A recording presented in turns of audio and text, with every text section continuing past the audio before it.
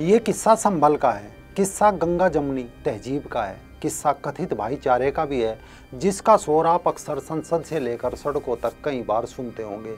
किस्सा मस्जिद का भी है, जहाँ से 5 टाइम लाउड स्पीकर से बताया जाता है कि अल्लाह से बड़ा कुछ नहीं है। और किस्सा उन मस्जिदों में चल रही बिजली चोरी का भी है। और इन सब के बीच किस्सा है गुम हो रहे मंदिरों का।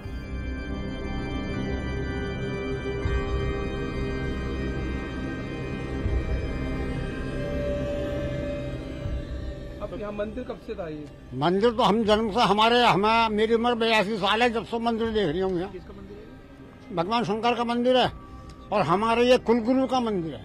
नमस्कार दोस्तों, मैं राजीव चौधरी। 14 दिसंबर की सुबह कड़ाके की ठंड के बीच सुबह के 5 बजे का समय था। संभल जिला प्रशासन की टीम, जिसमें जिला अधिकारी डॉक्टर राजेंद्र पेंसिया, एसपी कृष्ण बिश्नोई समेत बिजली विभाग, नगर पालिका टीम, पुलिस फोर्स ने लदनिया नाम की मस्जिद पर छापा मारा। किंतु मामला तब थोड़ा संज्ञान में आया जब मोहल्ले में करीब 44-45 साल से बंद पड़ा एक मंदिर भी मिला। मंदिर बंद था, लेकिन मस्जिद में करीब 59 पंखे, एक फ्रिज, एक वॉशिंग मशीन, करीब 25 से 30 लाइट पॉइंट थे। इसके बाद जब छापे की कार्रवाई आगे बढ़ी तो 4 और मस्जिदें और मदरसे 15 से 20 घरों में करोड़ों की बिजली चोरी की जा रही थी। लदनिया मस्जिद की छत पर पावर हाउस बनाकर 100 घरों को बिजली सप्लाई की जा रही थी। ये एक देसी वाटर हीटर है जिसे मस्जिद में बिजली चोरी करके चला जा रहा था, जिसमें नॉर्मल पानी की टंकी के बॉटम में 2 किलोवाट का इमर्सन रोड फिट करके पानी गर्म किया जा रहा था। ये एक नहीं बल्कि कई मस्जिदों का किस्सा है। लेकिन अगर हम आंकड़ों पर नज़र डालें तो अकेले संभल जिले में 3 तहसील संभल, चंदौसी, गुन्नौर में कुल मिलाकर 765 मस्जिदें हैं। अब सोचिए कि इन मस्जिदों में कितनी बिजली चोरी की जा रही होगी। जब मस्जिदों पर छापे पड़ रहे थे, ठीक उसी दौरान संभल की जामा मस्जिद से करीब 1 किलोमीटर दूर खग्गूसराय मोहल्ले के मेन रोड से करीब 500 मीटर अंदर जाने पर जिलाधिकारी एसपी सीओ की नज़र गई तो एक मंदिर जैसा स्ट्रक्चर दिखा। गेट पर ताला लगा था। ताला तोड़ा तो अंदर हनुमान जी की मूर्ति और शिवलिंग मिला। जब आसपास के लोगों से मंदिर के बारे में पता किया तो अलग अलग कहानियां सामने आने लगी। इन कहानियों का एक सिरा कॉमन था कि साल 1978 के दंगे होली के 3 दिन बाद हुए थे। इस दंगे में 184 से ज़्यादा लोग मारे गए थे। तभी डर की वजह से खग्गूसराय में रहने वाले 100 हिंदू परिवार पलायन कर गए थे और बचा पुराना शिव हनुमान मंदिर। ये खबर मीडिया में आते ही दूसरी जगह बस चुके हिंदू परिवार वहां पहुंचने लगे। उन्होंने प्रशासन को बताया कि मंदिर के पास एक कुआं और पीपल का पेड़ भी था।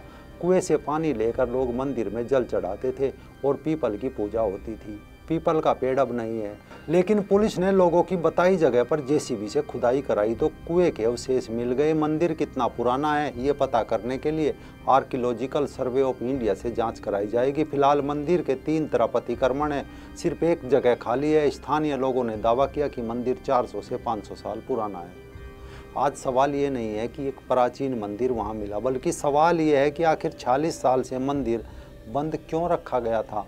कौन है वो लोग जो इसके 3 तरफ अतिक्रमण करके बैठे हैं और किनके डर से वहाँ हिंदुओं ने पूजा प्रार्थना करना छोड़ दिया, किसके डर से पुजारी ने वहाँ ना छोड़ दिया था। सुन लीजिए पूरा किस्सा। 29 फरवरी थी, साल था 1976। मस्जिद कमेटी का आपसी झगड़ा था। एक मुल्ला ने मौलवी को जान से मार डाला और बाहर आकर शोर मचा दिया कि पेतिया गांव के राजकुमार सैनी नाम के हिंदू ने हमारी मस्जिद के मौलवी को मार दिया। राजकुमार सैनी नाम का ये हिंदू मानसिक रूप से ठीक नहीं था, शायद बोल भी नहीं पाता था।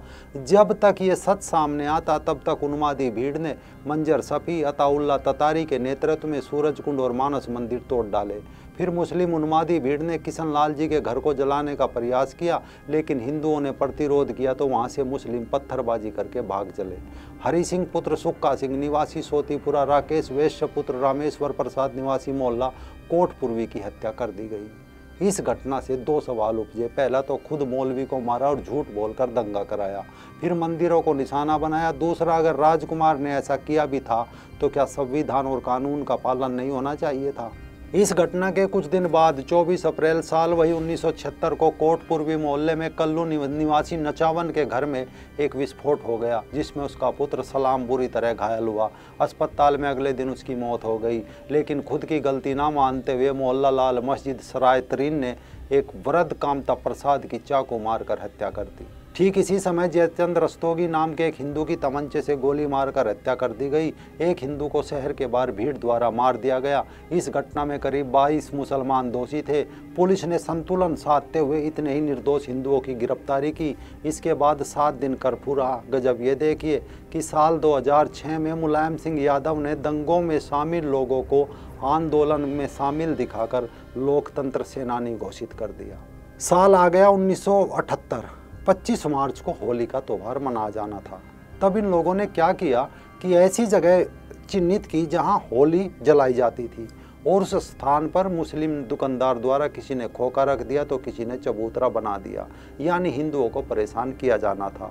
उसी दौरान MG कॉलेज में मंजर शफी प्रबंध समिति में आजीवन सदस्य बनना चाहता था, परंतु तत्कालीन उप जिलाधिकारी जो कि प्रबंध समिति के उपाध्यक्ष थे द्वारा मंजर शफी की मान्यता नहीं दी। इस कारण मंजर शफी कॉलेज प्रबंधन से नाराज था। उसी दौरान एक राजकीय कन्या विद्यालय था, उसमें सभी छात्राओं को टाइटल दिए गए थे। इसमें मुस्लिम लड़कियों को भी टाइटल दिए तो मंजर शफी नाराज हो गया। ततारी एवं मंजर ने बाजार बंद करवाने का प्रयास किया। प्रमोद चाय वाले ने दुकान बंद करने से मना कर दिया। मंजर ने उसके पकौड़ों का थाल उठाकर फेंक दिया। इसकी अफवाह ये उड़ाई कि मंजर को मार दिया गया। बाजार में भगदड़ मच गई। फिर क्या था, मुस्लिम भीड़ ने पूरी सब्जी मंडी की लगभग 40 हिंदुओं की दुकानों को जला दिया। लूट मार की 24 हिंदुओं को काटा गया। गन्ने की खोई और टायर के साथ ढेर लगाकर जला दिया गया। इसके बाद गांव में जो लोग वापस जा रहे थे तो 100 से अधिक लोगों को मारा गया। उस समय कोई ऐसा गांव नहीं था जिसका व्यक्ति नहीं मरा था। कई दिनों तक जंगल में लाशें मिलती रही। बाद में धीरे धीरे लोगों को मारते रहे। तब जिला अधिकारी थे फरहत अली, लेकिन उसने इस पर कोई ढंग से कार्रवाई नहीं की। इस दंगे में 184 से अधिक लोग मारे गए। गजब ये देखिए, बाद में जब मुआवजे की बात आई तो शफीकुर रहमान बर्क के दबाव में उन मुसलमानों को मुआवजा दिलाया गया जिनकी दुकान नहीं जली थी, यानी दुकानें जली हिंदुओं की, मुआवजा मिला मुसलमानों को। इस दंगे में जिन हिंदुओं की लाशें नहीं मिली, बताया जाता है अधिकतर हिंदुओं ने अपने प्रियजनों का कपड़ों का पुतला बनाकर ब्रज घाट पर अंतिम संस्कार किया। बनवारी लाल गोयल थे, मुसलमानों को उधार पैसे दिए थे। वो उन्हें अपने मित्र समझता था। जब वो अपने पैसे मांगने गए तो उन्हें कहा कि तुम इन पैरों से पैसे लेने आए हो। इसके बाद उनके पैर काट दिए। फिर उपद्रवियों ने कहा कि तुम इन हाथों से पैसे लोगे। उनके हाथ काट दिए गए और इसके पश्चात उनकी गर्दन काटकर उनको मौत के घाट उतार दिया। इससे पहले बनवारी लाल ने कहा था मुझे काटो मत, गोली मार दो, परंतु उन्होंने उनको गोली ना मारकर उनकी गर्दन को काटकर सवाब प्राप्त किया तथा 24 हिंदुओं को एक साथ ढेर लगाकर जला दिया। इस पूरी घटना को हरद्वारी लाल शर्मा एवं सुभाष चंद्र रस्तोगी ने देखा था, क्योंकि ये दोनों टांड पर एक ड्रम में बैठकर तिरपाल में छिप गए थे। इन दोनों लोगों ने हरद्वारी लाल के सगे भाई जो कि हाई स्कूल में पढ़ता था, मुस्लिम लोगों द्वारा काटने पर उसके चाकू से गोद पर मारते हुए देखा था। ये लोग उस मुकदमे में मुख्य गवाह भी रहे। लेकिन साल 2010 में बनवारी लाल के परिवार पर शफीकुर रहमान बर्क द्वारा दबाव बनाया गया। इस केस में 48 लोगों को आरोपी बनाया गया था। सबूत न मिलने पर 2010 में सभी बरी हो गए। तब माननीय न्यायाधीश ने लिखा था कि मैं सोच भी नहीं सकता कि ऐसे लोगों को फांसी नहीं हो रही और गवाह हॉस्टाइल हो रहे हैं। बनवारी लाल का परिवार 1995 के आसपास संभल से पलायन कर गया। इस दंगे का एक किस्सा और भी है। एक शिक्षक जिनका नाम यहाँ खोलना उचित नहीं है, उनकी पत्नी और बेटी को मंजर शफी ने उठा लिया था। बेटी को बलात्कार करके छोड़ा गया, जबकि उनकी पत्नी को हिंदुओं द्वारा छुड़ा लिया गया था। बाद में उस पर कोई कार्रवाई नहीं हुई तथा शिक्षक का परिवार भी पलायन कर गया। जिस मोहल्ले में अब मंदिर मिला है, यहाँ लाला मुरारी लाल जी की एक बड़ी कोठी थी। दंगे से बचने के लिए कई लोग कोठी में छिप गए थे। मुसलमानों को इसका पता चल गया। उन्होंने कोठी पर हमला कर दिया, आग लगा दी। 24 लोग इसमें जलाकर मार दिए गए। यहाँ सबसे प्रमुख बात यह है कि इसी दंगे की आड़ लेकर शफीकुर रहमान बर्क ने जामा मस्जिद हरिहर मंदिर में जाने से हिंदुओं को प्रतिबंधित करा दिया था। इससे पहले हिंदू इस परिसर के बीच में बने हवन कुंड के चारों ओर भजन कीर्तन और हवन किया करते थे। आज इस पवित्र हवन कुंड का प्रयोग वजू के लिए किया जा रहा है। साल 1978 में संभल में 35% हिंदू थे, जो 20% बचे हैं। वीरान और बंद हुए मंदिर है तो गलियों में वीरान जले मकान, उनमें गूंजती चीखों को आज भी महसूस किया जा सकता है कि कैसे मजहबी मानसिकता ने यहाँ तांडव मचाया होगा। ये किसी लाहौर, कश्मीर या मुगल काल की कहानी नहीं है, बल्कि स्वतंत्र भारत के बाद उत्तर प्रदेश के संभल का सच है, जहाँ 4 दशकों से बंद पड़े मंदिर पलायन करते हिंदू सवाल कर रहे हैं कि मजहबी आधार पर देश के बंटवारे के बाद भी उनकी ये दुर्दशा क्यों। वो तो भला हो संभल प्रशासन का, डीएम उनकी टीम का, जो 4 दशकों से वीरान पड़े मंदिर में दोबारा आरती कराई, वरना सब सवाल धर्मनिरपेक्षता के लहंगे में ढक दिए जाते।